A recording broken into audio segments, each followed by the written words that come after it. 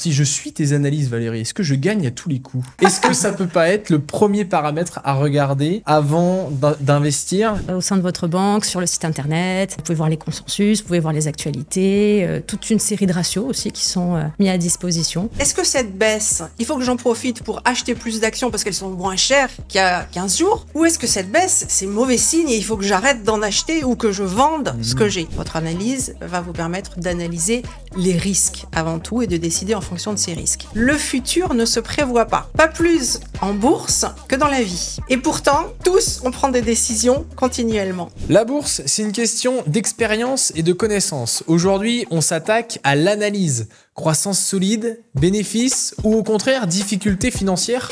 On vous donne les clés pour mieux comprendre et évaluer le potentiel d'une entreprise. Bienvenue dans La Place, le podcast pour tout savoir sur le monde de la finance et des investissements, sponsorisé par Fortunéo. Je suis Thibaut Menanto et dans chaque épisode, je reçois des invités ayant une expérience toute particulière avec la bourse, qu'ils soient experts du domaine ou investisseurs avertis.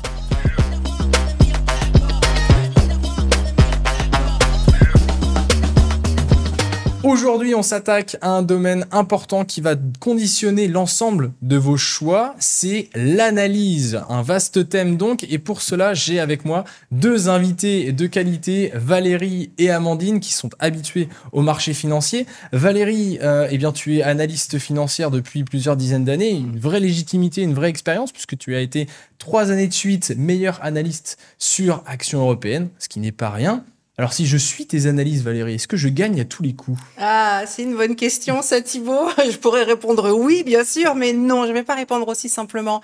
L'analyse, c'est décomposer un problème en tous les éléments qui peuvent influencer, si c'est un actif, la direction de cet actif. Et pour gagner, il faut choisir d'acheter ou de vendre, bien entendu. Et ça, c'est du domaine de la gestion, de l'investissement, de la recommandation. Il y a plusieurs façons d'en parler. Mais c'est ce qui vient après l'analyse. C'est la décision qu'on va prendre, soit tout seul ou en groupe, d'acheter ou de vendre, parce que l'analyse présente plus d'éléments favorables et donc on le fait. S'il y a beaucoup d'éléments favorables, on va acheter. Si on trouve qu'il y a beaucoup d'éléments défavorables au terme de cette analyse, on va se contenter de ne rien faire sur ce titre. Effectivement, voilà. C'est intéressant parce que ça plante le décor dès le début de ce podcast. Et puis, on est aussi accompagné, Valérie, d'Amandine. Amandine, responsable offre en bourse chez Fortunéo. Donc, toi, tu as fait quoi comme premier investissement? Tu as été tout de suite sur une valeur particulière? Alors moi, j'ai démarré assez jeune et j'ai commencé doucement. En fait, je suis allée plutôt sur des fonds. D'accord. Tout simplement parce que du côté familial, en fait, on s'était un petit peu fait mal sur les valeurs Eurotunnel. Et donc, du coup, j'avais commencé doucement. Et puis, premier investissement quelques années plus tard, Air Liquide, un grand classique. Je voulais des dividendes, voilà. Avant toute chose, et pour que cela soit bien clair, on ne délivrera aucun conseil en investissement dans ce podcast. Celui-ci a uniquement pour but de vous partager mon expérience et celle de mes invités. Surtout, gardez bien en tête que les performances passées d'un actif ou d'un indice ne garantissent jamais ses performances futures. Parce que oui, investir en bourse, c'est potentiellement gagner de l'argent, mais c'est aussi risquer d'en perdre. L'argent investi peut être perdu en totalité. Alors justement, Valérie, on va poser le contexte. Une question simple, peut-être que la réponse ne le sera pas, mais j'espère qu'elle sera quand même.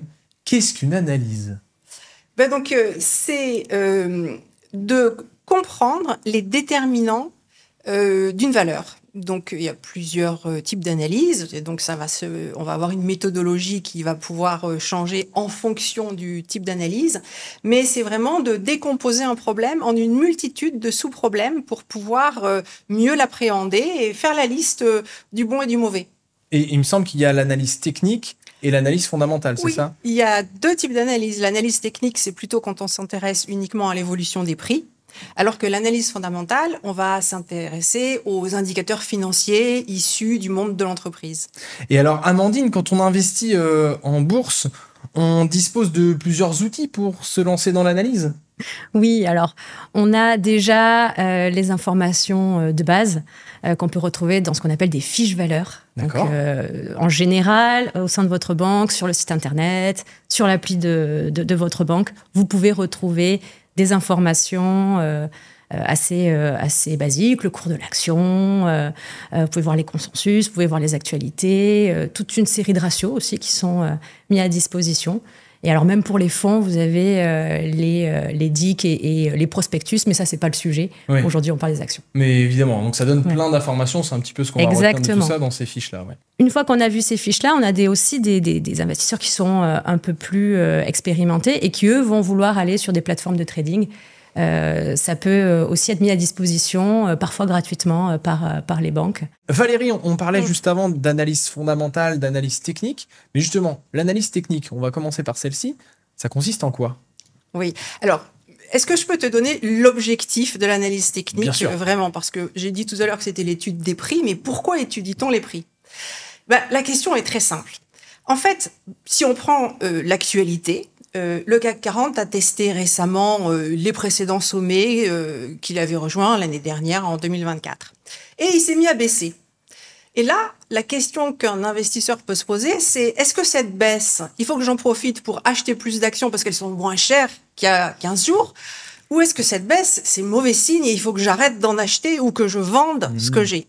Et en fait, à tout moment, on peut se poser cette question de comprendre si la hausse va être durable, si la baisse que l'on est en train de vivre, elle est temporaire et elle est bonne pour rebondir ensuite ou pas.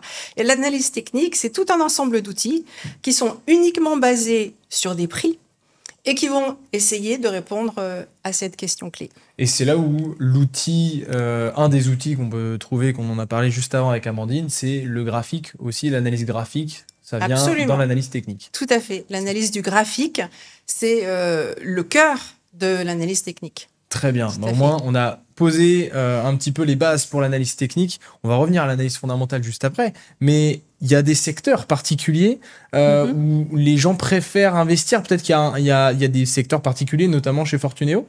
Alors, c'est très intéressant. Effectivement, on a l'énergie, on a les bancaires, la technologie et on a également le luxe.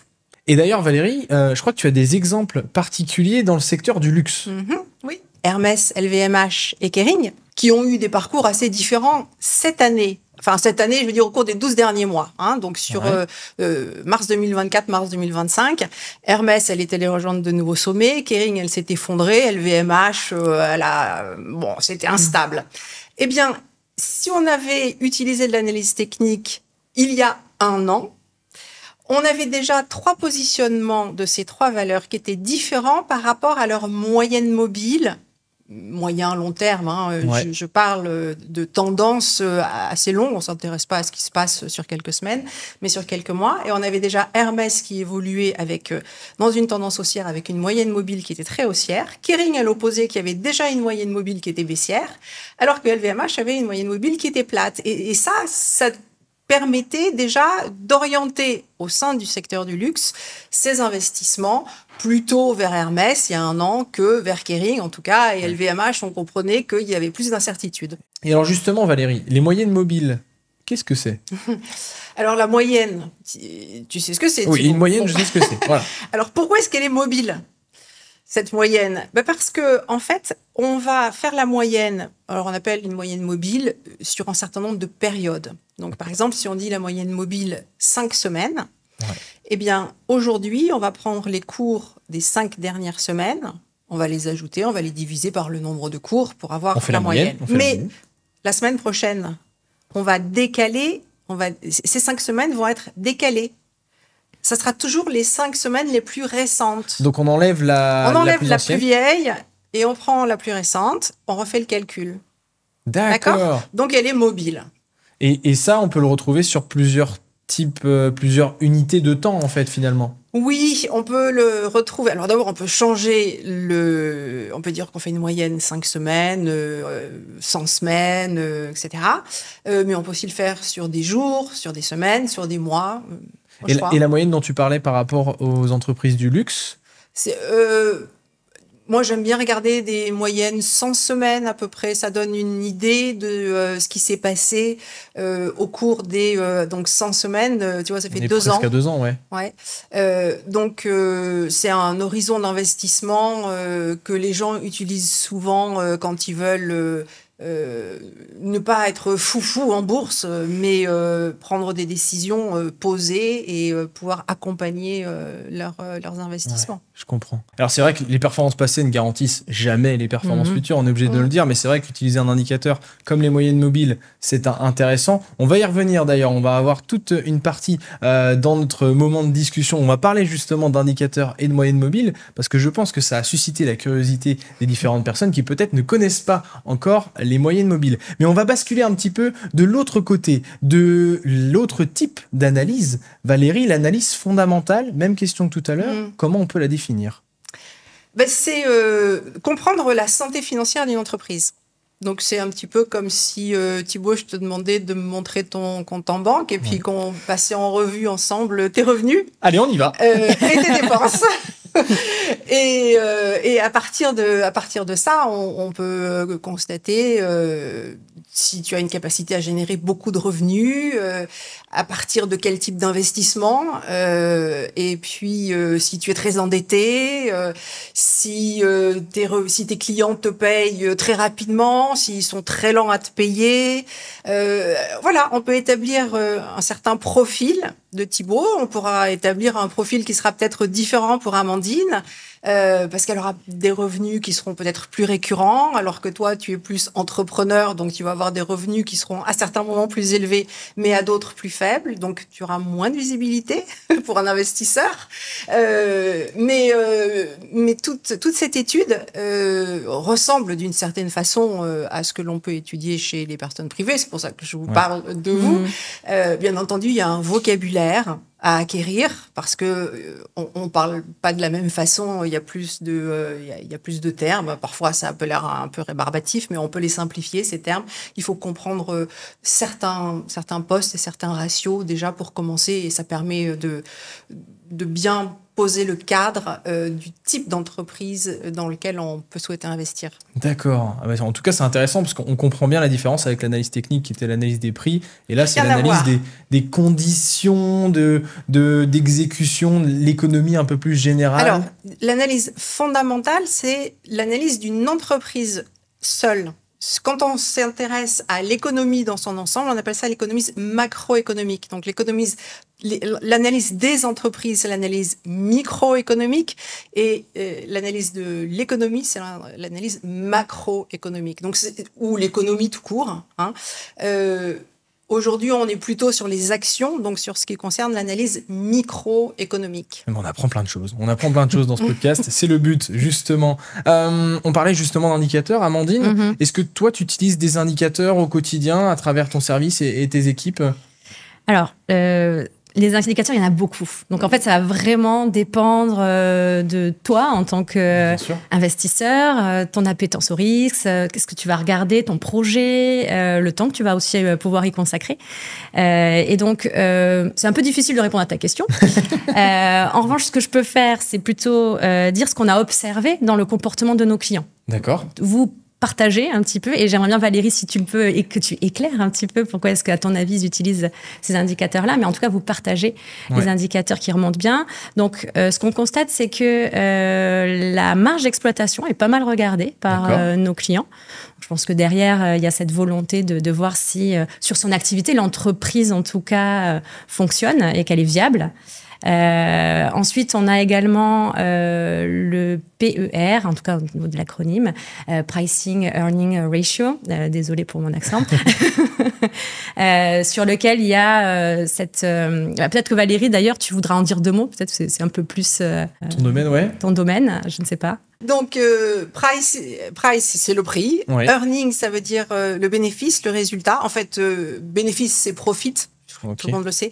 Mais le terme générique, en français, qu'on appelle résultat, le résultat, il peut être positif, c'est un profit, négatif, c'est une perte.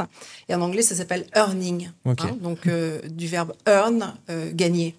Et on fait le ratio entre le cours de bourse et le bénéfice de l'entreprise. Alors, en soi, c'est pas très intéressant. Mais là où ça devient intéressant, c'est si on le fait pour plusieurs entreprises. Donc, tout à l'heure, je vous ai parlé des moyennes mobiles pour comparer LVMH, Hermès et Kering, en fait, on peut aussi comparer les entreprises sur des critères fondamentaux. Et un des critères qui est très commode à utiliser, qui est très simple, c'est ce PER et qui va permettre de comparer combien de fois le bénéfice de l'entreprise est compris dans le cours. Donc, quand vous achetez Kering, est-ce que dans Kering, dans le cours actuel de Kering, est-ce qu'il y a 2 fois ses bénéfices annuels, 10 fois ses bénéfices annuels, 20 fois ses bénéfices annuels? Parce qu'il y a des sociétés, parfois, on paye 70 fois les bénéfices annuels et d'autres 2 fois. Elles sont surcotées, en fait. On est un petit peu dans cette logique-là. Hein. Enfin, si on parle en langage... C'est une première approche, ouais. Mais il faut aussi se rendre compte qu'il y a des valeurs, il y a des approches sectorielles.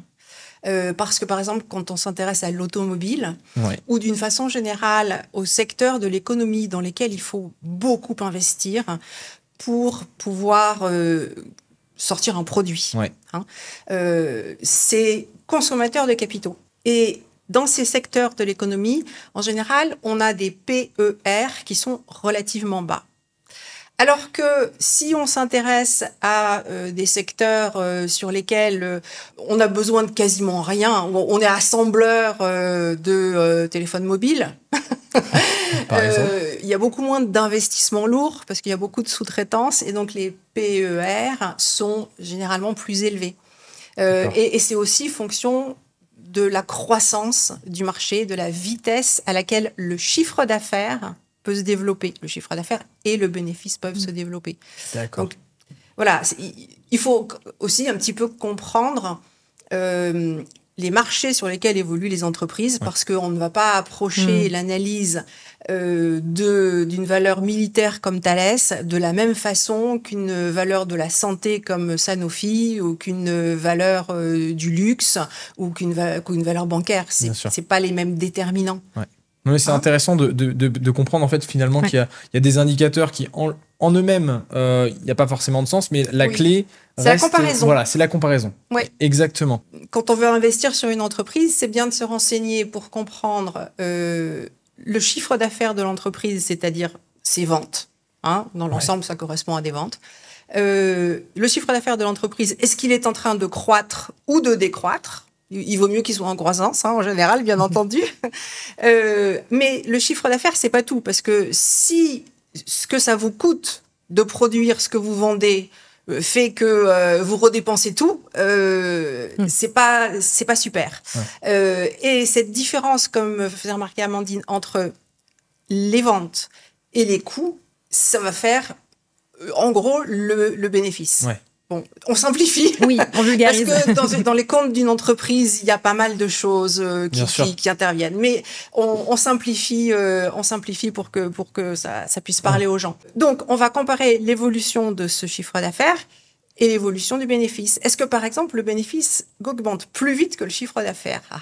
Ouais, ça, c'est bien. Ça, c'est bien. Ça, on est d'accord. On est d'accord. On est d'accord. Ça, voilà. C'est bien. Alors qu'une entreprise dont le chiffre d'affaires augmente beaucoup, mais le bénéfice n'augmente pas, on ne sait pas trop. Peut-être que c'est bien, peut-être que c'est pas bien, parce que c'est pas bien si c'est parce que, par exemple, ce qu'elle a besoin d'acheter pour produire son produit lui coûte tout le temps de plus en plus cher. Bon, ça c'est embêtant. Si en revanche, c'est parce qu'elle a beaucoup investi cette année pour développer de nouvelles usines, pour faire une campagne marketing, pour asseoir sa notoriété, donc ça va être des éléments, on va se dire, cette année, le bénéfice n'a pas suffisamment augmenté, mais c'est parce que l'année prochaine, ça sera beaucoup plus rapide. L'année prochaine et si possible pendant plusieurs années. Voilà. Donc, c'est pour ça que ce sont les 2 postes vraiment principaux, chiffre d'affaires et bénéfices. Les comparer au sein de la même entreprise, comment l'un évolue par rapport à l'autre. Bien entendu, s'ils sont en croissance ou en décroissance, positif ou négatif, enfin, chiffre d'affaires négatif, ça n'existe pas, mais un résultat négatif, une perte, ça existe. Et puis après, comparer entre différentes entreprises si possible dans le même secteur. Entre concurrents, vous allez les comparer pour savoir est-ce que vous préférez acheter Renault ou Peugeot, ou bien, enfin Stellantis, pardon, ou bien BMW. Ok. Voilà. Alors justement, on va aller maintenant un tout petit peu plus de manière précise sur une entreprise particulière qui est très connue des investisseurs, c'est Air Liquide.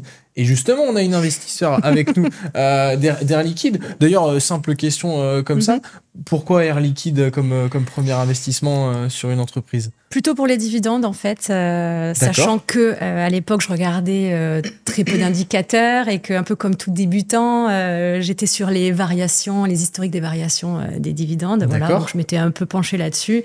Donc, à bien noter que les performances passées ne préjugent pas des performances futures. Mais voilà, j'avais trouvé un intérêt là-dessus. J'en avais entendu parler aussi autour de moi. Et d'ailleurs, si on peut juste rapidement expliquer ce qu'est un dividende, peut-être qu'il y a des personnes qui ne connaissent pas.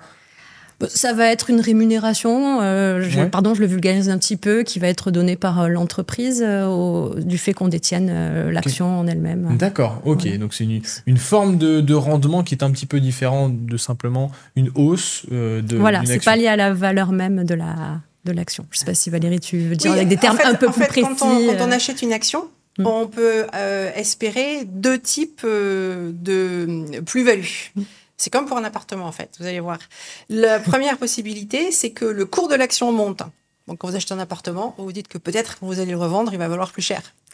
Et puis aussi, quand vous achetez une action, l'entreprise décide tous les ans en assemblée générale. Donc, ce sont les actionnaires qui acquiescent et qui décident de ce dividende. Et ça va être une partie des bénéfices. Une partie des bénéfices peut être investi par l'entreprise, peut-être juste conservé pour des mauvaises années. Bon, c'est pas très souvent qu'on fait ça. En général, on réinvestit. Mais une partie aussi est distribuée aux actionnaires. Et donc ça, c'est ce qu'on appelle le rendement de l'action. On l'exprime en général en pourcentage.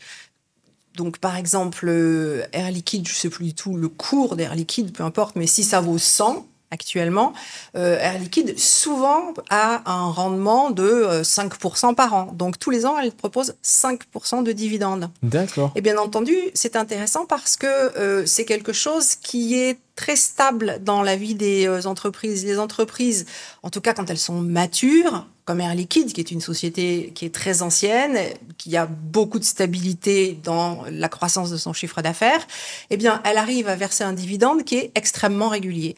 Donc, c'est rassurant. Et c'est un petit peu comme quand vous achetez un appartement, vous pouvez aussi le louer et vous allez avoir un rendement de cette location. Donc, c'est les deux aspects de la rémunération des actions. Et alors, est-ce que... Alors, je me fais peut-être un peu l'avocat du diable et je vais me faire taper sur les doigts, mais j'y vais quand même. Est-ce que ça peut pas être le premier paramètre à regarder avant d'investir ? C'est pas une règle complètement stupide de dire que s'il n'y a pas de bénéfice, il n'y a pas de dividende, même s'il y a des exceptions. Donc déjà, quand il y a un dividende, c'est rassurant parce que ça veut dire qu'on a une entreprise qui a une certaine maturité. Tiens, d'ailleurs, vous avez peut-être entendu dire que les entreprises technologiques américaines comme Nvidia, Alphabet, etc., ont récemment entrepris de verser des dividendes. En fait, pendant des années, elles n'ont pas versé de dividendes. Alors qu'elles faisaient d'énormes bénéfices, mais parce que les bénéfices, elles les gardaient pour les réinvestir, parce qu'elles estimaient qu'elles étaient sur des marchés qui étaient tellement en croissance qu'elles avaient plutôt intérêt à utiliser tout ce cash pour avoir plus d'employés, plus de produits, et du coup faire encore plus croître leur valeur en bourse, ce qui satisfaisait les actionnaires, parce que la composante prix de l'action montait de façon exponentielle. Bon. Mais à partir du moment où le marché commence à s'agir et où on se dit je vais plus pouvoir je vais pas pouvoir continuer à vendre 50% d'iPhone en plus tous les ans. Parce que le marché, tout le monde a un iPhone ou 2 iPhones.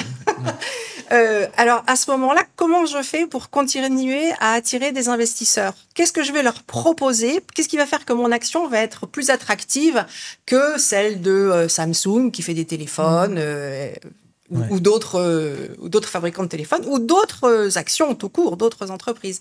Et donc là, on peut commencer à envisager le dividende. Et donc l'entreprise va avoir une politique de gestion du dividende.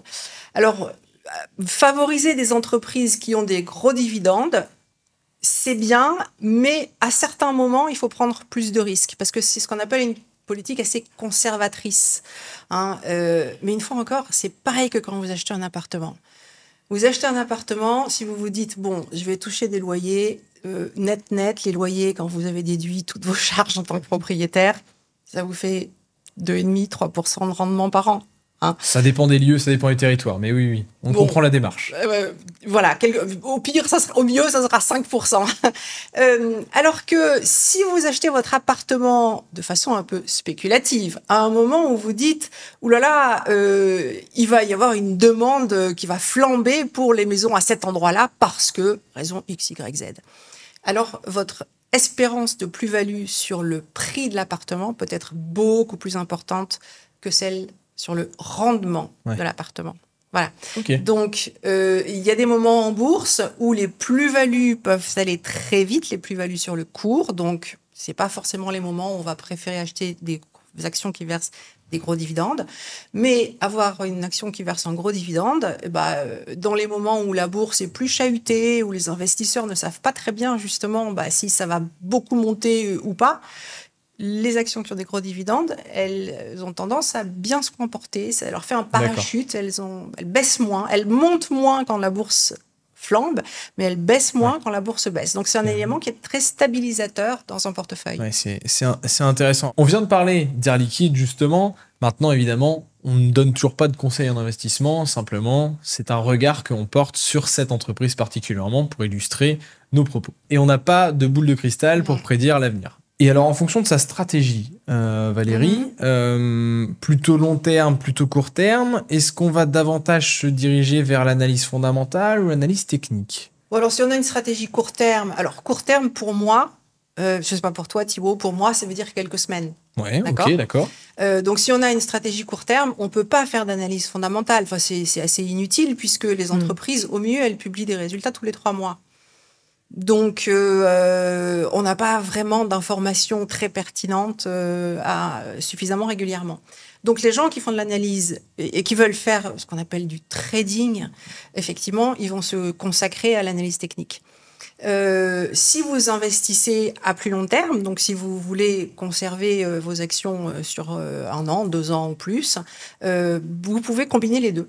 Il n'y a vraiment aucun souci à combiner les deux. Et j'ai même envie de dire, c'est presque la meilleure des choses à faire. Amandine, t'en penses quoi ? Oui, je suis assez d'accord. Je pense qu'il faut prendre un peu tous les points de vue. Peut-être pas avoir de totem directement sur une analyse plus qu'une autre. Moi, après, d'un point de vue plus général, je pense que derrière, il faut arriver dans son portefeuille à une certaine diversification également. Donc voilà, je pense que c'est des choses qu'il faut prendre en compte. Et je trouve que c'est très intéressant ce que tu disais, Valérie, sur au niveau du portefeuille, la vision par secteur, la vision dividende, pas de dividende, marché chahuté, marché peu chahuté. Voilà, je pense que tout ça, il faut essayer de faire quelque chose d'assez diversifié. Et de bien tout prendre en compte, même si oui, ça peut faire un peu d'effort à faire, mais en même temps, à la clé, il peut y avoir des choses intéressantes. Et d'ailleurs, on arrive à la fin de ce podcast tranquillement. Est-ce que vous avez un message, toutes les deux, pour les investisseurs ? Valérie ? Oui. Pour quelqu'un qui débute, qui a un peu d'expérience ou qui a beaucoup d'expérience, j'ai un message. Ne pas aller sur les réseaux sociaux, surtout au moment où les marchés sont agités. Parce qu'en fait, les réseaux sociaux, ce sont des caisses de résonance de l'émotion. Et c'est pas des endroits où on va trouver de l'analyse. L'analyse, c'est quelque chose qui se fait à tête froide, que je vous conseille de faire le week-end, le soir ou le matin très tôt, mais pas quand le marché est ouvert. Donc, vous le faites à tête froide et après, vous décidez de vos investissements. Sur les réseaux sociaux, vous allez entendre « achetez, vendez, ça va plus, c'est extraordinaire ». Enfin, bon, ça va partir dans tous les sens et ça va pas vous apporter de valeur ajoutée dans votre décision. Vous n'allez pas mieux comprendre pourquoi vous faites les choses. Et ça va vous faire courir avec tout le monde dans la même direction, au même moment. Donc, c'est jamais une bonne chose. Ouais, c'est jamais bon signe en général quand on est... Il faut prendre du recul, reprendre les éléments d'analyse, revaloriser l'ensemble des risques et après décider. Amandine, un mot ? Ouais, moi, ce que je dirais, c'est que effectivement, en tant que débutant, ça peut être un petit peu compliqué tout ça. Enfin, les graphiques, ça clignote. Voilà, je caricature, hein, mais et je pense qu'il faut pas perdre quand même cette curiosité quand même d'aller essayer de comprendre tout ça. C'est important quand même de savoir dans quoi on investit. Ça peut prendre un petit peu de temps, mais ce temps-là, il est bien quelque part. Il va être bien servi ensuite parce que voilà, il faut démystifier un petit peu tout ça. On peut y arriver et il existe des contenus également d'acteurs plutôt officiels. Le régulateur, des sites qui justement permettent de prendre de la hauteur sur tout ça. Et qui ne sont pas dans le sentiment d'urgence comme l'évoquait Valérie. Et moi, je dirais d'aller aussi se renseigner, de toujours quelque part.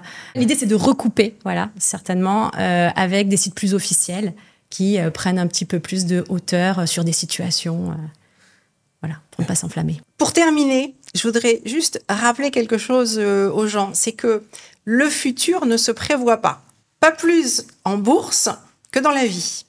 Et pourtant, tous, on prend des décisions continuellement.